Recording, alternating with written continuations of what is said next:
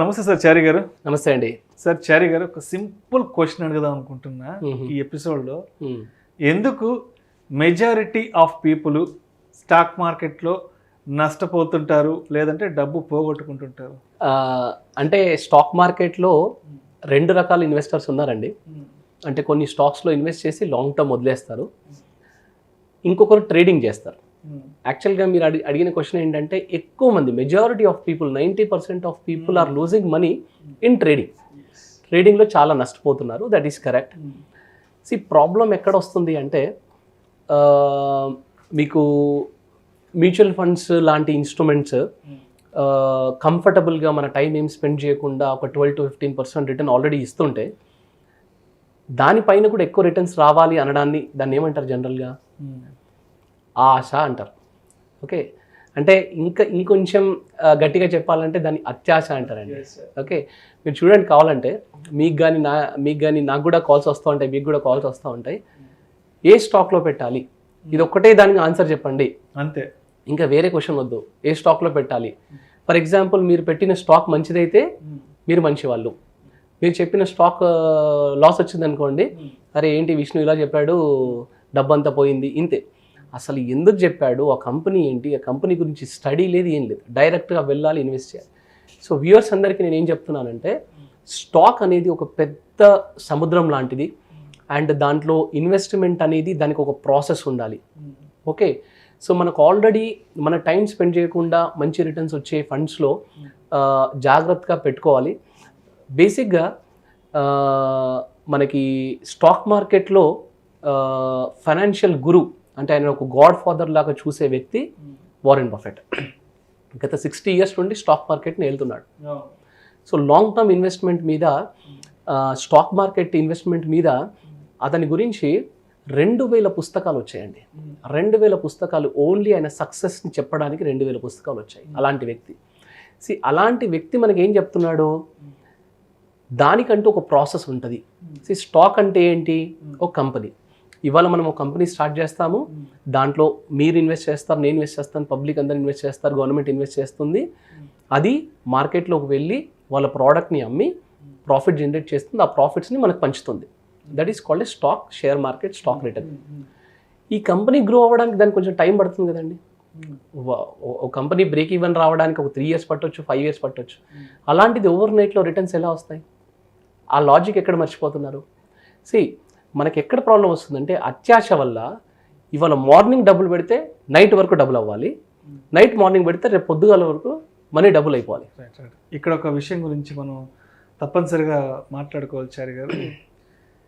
చాలా వీడియోస్ నాకు సంబంధించి చాలా వీడియోస్ డైలీ అప్లోడ్ అవుతుంటాయి.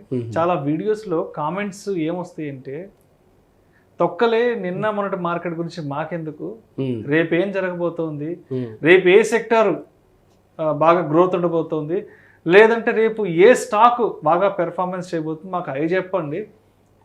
మాకు నేను అయిపోయిన మార్కెట్ గురించో లేకపోతే లాస్ట్ మంత్ మార్కెట్ గురించి మాకెందుకు, last 10 years back 20 years back ఈ స్టాక్ ఎంత రిటర్న్స్ వచ్చిందో ఇవంతా మాకు అవసరం లేదు.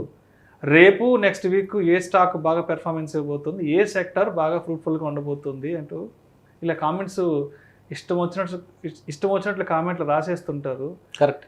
ఇంకొంతమంది ఎలా ఉంటారంటే, ఫర్ ఎగ్జాంపుల్ ఉదాహరణగా మీరు ఒక మార్కెట్ అనలిస్ట్గా ఎగ్జాంపుల్గా తీసుకుంటే, ఇవాళ చారి గారు ఏదో ఒక స్టాక్ గురించి ఒక 100 రూపాయలు అని చెప్పుంటారు, ఇవాళ 100 రూపీస్లో ఉందండి ఈ స్టాక్ అని చెప్పుంటారు.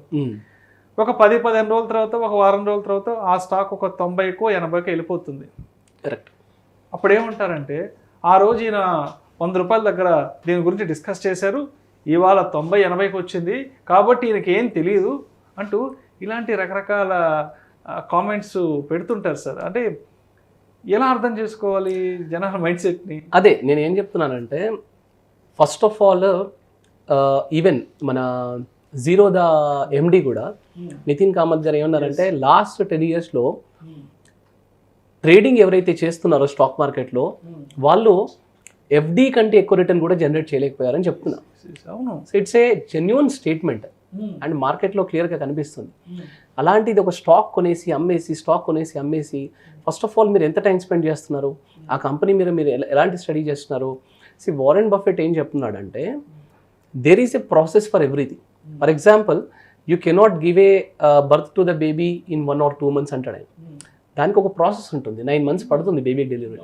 ఓకే, అండ్ ఇంకొక స్టేట్మెంట్ ఏం చేస్తాడు, don't test the depth of the water with both of your feet. 2 కాళ్ళు పెట్టి నీళ్ళ లోతు చూడకండి, మునిగిపోతారు. ఇవన్నీ చెప్పిన తర్వాత కూడా నేను చాలా కేసెస్ చూశాను, ఇలా ట్రేడింగ్లోకి వెళ్ళిపోయి ఈ లాక్డౌన్ టైంలో అయితే ఇంకా చాలా మందిని చూశాను. సార్ టైంపాస్ గురించి నేను కొన్ని స్టాక్స్ నేను ట్రేడింగ్ చేసి డబ్బులు సంపాదిస్తాను అంటే టైంపాస్ గురించి స్టాక్ ట్రేడింగ్లోకి వచ్చి డబ్బులు సంపాదించేస్తారు. సో బేసిక్గా that is not correct. First of all ప్రతి ఇన్వెస్టర్ ఏం చేయాలంటే వాళ్ళ మైండ్ సెట్, నేను ఎందుకు ఇన్వెస్ట్ చేస్తున్నాను, what is the purpose of the investment. If it is only because of returns you have to give the time. మీరు time ఇవ్వాలి దానికి. టైం ఇవ్వకుండా ఏది గ్రో అవ్వదు. There is a process for everything. See for example ఒక stock process గురించి చెప్పాలంటే మీకు ఒక మ్యూచువల్ ఫండ్ ఉందనుకోండి, మ్యూచువల్ ఫండ్ వాళ్ళందరూ కలిసి ఒక కంపెనీని స్టడీ చేయాలనుకోండి, వాళ్ళ స్టడీ ఎలా ఉంటుందో మీకు చెప్తాను. లెట్స్ సే ఒక మారుతి సుజుకి లాంటి కంపెనీని ఎగ్జాంపుల్ తీసుకుందాం. సో ఫస్ట్ ఆఫ్ ఆల్ ఈ మ్యూచువల్ ఫండ్ అనగానే ఏమవుతుంది అంటే ఫండ్ మేనేజర్ కింద అనలిస్టులు అండ్ ఎకానమిస్టులు ఉంటారు. వాళ్ళ కింద వాళ్ళ టెక్నికల్ అనాలిసిస్ చేసే టీము, ఫండమెంటల్ అనాలిసిస్ చేసే టీం ఉంటారు. ఒక 30-40 members of bunch of team ఉంటారు. వీళ్ళు ఏం చేస్తారంటే ఫస్ట్ ఆఫ్ ఆల్ ఇంటర్నేషనల్గా అసలు ఏ కంపెనీస్ ఇండియాలోకి రాబోతున్నాయి, ఆ వచ్చిన కంపెనీస్ వల్ల ఈ కంపెనీకి ఏమైనా ప్రాబ్లం అవుతుందా, ఓకే వీళ్ళ నెక్స్ట్ 5 years ప్రాజెక్ట్స్ ఏంటి, ఓకే ఇంటర్నేషనల్గా రెవల్యూషనరీ చేంజెస్ ఏమైనా రాబోతున్నాయా, అంటే ఫర్ ఎగ్జాంపుల్ పెట్రోల్ నుంచి డీజిల్ నుంచి ఇంకేదైనా ఎలక్ట్రికల్ కార్స్కి ఏమైనా చేంజ్ అవబోతుందా, అట్లాంటి టైంలో నెక్స్ట్ 10 yearsలో ఈ స్టాక్ ఏమైనా ప్రాబ్లం అవుతుందా. ఓకే, తర్వాత ఆ ఎకానమిస్ట్ రిపోర్ట్ తీసుకుంటారు. తర్వాత మినిస్ట్రీ ఆఫ్ ఆటోమొబైల్స్ వస్తారు, అక్కడ ఒక రిపోర్ట్ తీసుకుంటారు. మీరు నెక్స్ట్ ఏదైనా టాక్సేషన్స్ ఆటోమొబైల్ సెక్టార్స్ మీద ఇది ఇంక్రీజ్ చేయాలనుకుంటారా, ఇలాంటి ఇన్ఫర్మేషన్ అంతా వాళ్ళు ఒకటి తీసుకొని ఒక రిపోర్ట్ చేసుకుంటారు. తర్వాత కంపెనీ దగ్గరకు వచ్చేసి కంపెనీలో ఫండమెంటల్ అనాలిసిస్ స్టార్ట్ చేస్తారు. సో వాళ్ళ PE రేషియో ఎలా ఉంది, వాళ్ళు ఆల్రెడీ లాస్ట్ 20 yearsలో వచ్చిన మార్కెట్ కరెక్షన్స్కి ఎట్లా రియాక్ట్ అయ్యారు, నెగిటివ్ మార్కెట్కి పాజిటివ్గా రియాక్ట్ అయితే what is the reason behind that, ఒకవేళ పాజిటివ్ మార్కెట్కి నెగిటివ్ రియాక్ట్ అవుతే what is the reason behind that. వీళ్ళకి సబార్డినేట్స్ ఎవరు అంటే ఆ పర్టికులర్ కార్ తయారీ చేస్తున్న వాటికి ఏ కంపెనీస్ ఈ మారుతి కంపెనీస్కి సపోర్ట్ చేస్తున్నాయి, టైర్ కంపెనీస్ ఏ వాడుతున్నారు, ఏ బ్యాంక్ లోన్స్ ఇస్తుంది కార్స్ కొనుక్కోవడానికి, కీస్ ఎక్కడ ప్రిపేర్ చేస్తున్నారు, దానికి పెయింట్ ఎక్కడ వేస్తున్నారు, ఆటో ఇన్సూరెన్స్ ఎక్కడ యూస్ చేస్తున్నారు. ఒకవేళ ఆ చుట్టుపక్కల కంపెనీస్కి ఏమైనా ప్రాబ్లం అవుతే ఈ పర్టికులర్ కంపెనీకి ఏమైనా ప్రాబ్లం అవుతుందా ఫ్యూచర్లో. ఓకే, ఈ ఫండమెంటల్ అనాలిసిస్ అంతా చేస్తారు. చేసి టెక్నికల్ అనాలిసిస్లోకి వెళ్తారు. వాళ్ళ నెంబర్స్ ఏంటి, ప్రాఫిట్ అండ్ లాస్ ఏంటి, సో మార్కెట్ కరెక్షన్స్కి ఎట్లా రియాక్ట్ అయింది, ఇవన్నీ చేసి అప్పుడు డిసైడ్ చేస్తారు. నా దగ్గర ఉన్న 10,000 crores నుంచి ఒక 500 crores ఈ కంపెనీలో పెట్టొచ్చు. పెట్టిన తర్వాత నేను రెగ్యులర్గా దీన్ని మానిటర్ చేసుకుంటూ ఇది బాగుంటే కనుక దీని ఫండమెంటల్ అనాలిసిస్ కరెక్ట్గా వెళ్తుంటే కనుక దాన్ని ఇంక్రీజ్ చేసుకోవడము, లేదంటే తర్వాత దాన్ని డిక్రీజ్ చేసుకోవడము, ఈ ప్రాసెస్ ఫాలో అవుతుంటారండి. బేసిక్గా ఒక స్టాక్ కొనాలంటే దాన్ని లాంగ్ టర్మ్ అనాలిసిస్ చేయాలంటే ఇంతమంది కలిపి ఇంత పెద్ద అనాలిసిస్ చేస్తున్నారు. అలాంటిది ఒకరు కాల్ చేసి ఈ స్టాక్ కొనాలి ఆ స్టాక్ కొనాలని కొనడం అమ్మడం వల్ల, ఆ ట్రేడింగ్ చేయడం వల్ల మాత్రం రిటర్న్స్ జనరేట్ అవ్వవు. మీరు ఏ ఉద్దేశంతో అయితే స్టాక్ ట్రేడింగ్లో ఇన్వెస్ట్ చేయాలనుకుంటున్నారో ఆ ఉద్దేశమే రాంగ్ యాక్చువల్గా. కంపెనీయే రిటర్న్స్ జనరేట్ చేయనప్పుడు ఆ ట్రేడింగ్లో రిటర్న్స్ ఎట్లా జనరేట్ అవుతాయి. ఓకే, దానికి కూడా ఒక ప్రాసెస్ ఉంది, కానీ ఇలాంటి ఫండమెంటల్ ప్రాసెస్ ఎలాగైతే ఫాలో అవుతున్నారో ఆ ట్రేడింగ్ చేసేవాళ్ళు కూడా ఇప్పుడు 90%, 95% ఆఫ్ ట్రేడింగ్ చేసే వాళ్ళు ఏంటి, ఆల్రెడీ ఉద్యోగాలు చేస్తున్న వాళ్ళు. అంటే 8 గంటలు 10 గంటలు ఆల్రెడీ సాఫ్ట్వేర్ కంపెనీకో ఇంకో కంపెనీకో ఆల్రెడీ వర్క్ చేస్తున్న వాళ్ళు ఆ టైం కాకుండా జస్ట్ 3 o'clock లోపల 1-2 hours టైం స్పెండ్ చేసి నేను 1000 రూపాయలు సంపాదిస్తాను 2000 సంపాదిస్తానంటే ట్రేడింగ్లో 1 కోటి రూపాయలు సంపాదించిన వాళ్ళు, అంటే ఒక 2 yearsలో 1 కోటి రూపాయలు సంపాదించిన వాళ్ళు జస్ట్ 6 months లోపలే ఆ 1 crore మొత్తం పోగొట్టుకున్న వాళ్ళు చాలామంది ఉన్నారు. ఎందుకంటే they are not following the fundamental process. So నేను అందరు ఇన్వెస్టర్స్కి నేను ఏం చెప్పాలనుకుంటున్నానంటే, ఫస్ట్ ఆఫ్ ఆల్ స్టాక్ మార్కెట్కి ఇన్వెస్ట్మెంట్కి వెళ్తే మీ 100 రూపాయలలోంచి ఎంత ఇన్వెస్ట్ చేయాలనుకుంటున్నారు. ఒకవేళ మ్యూచువల్ ఫండ్ లాంటి ఇన్స్ట్రుమెంట్ అయితే కనుక మీరు 50, 60, 70 వరకు మీ గోల్స్ని పెట్టుకొని ఇన్వెస్ట్ చేసుకోండి, పర్వాలేదు.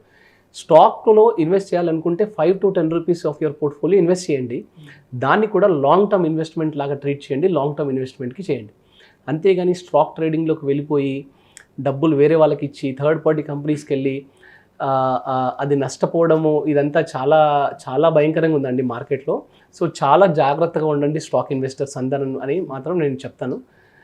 స్టాక్ ఇన్వెస్టర్స్ లాస్ అవ్వడానికి మెయిన్ రీజన్ మాత్రం మీరు అడిగిన క్వశ్చన్కి ఆన్సర్ ఏంటంటే the only reason is they are running towards the returns గురించి పరిగెట్టుకుంటూ వెళ్తున్నారు. ఈ ఆశ అత్యాశ అనేది తగ్గించుకుంటే చాలా మంచిదండి. థ్యాంక్ యూ సో మచ్ చారి గారు. చాలామంది స్టాక్ మార్కెట్లో నష్టపోవడానికి ఎటువంటి విషయాల పట్ల సరైన అవగాహన లేకపోవడం వల్ల నష్టపోతున్నారు అనే ఇటువంటి రకాల అంశాల గురించి చాలా సుస్పష్టంగా చాలా క్రిస్టల్ క్లియర్గా మీ విశ్లేషణ తెలియజేశారు. Thank you so much sir. Thanks అండి.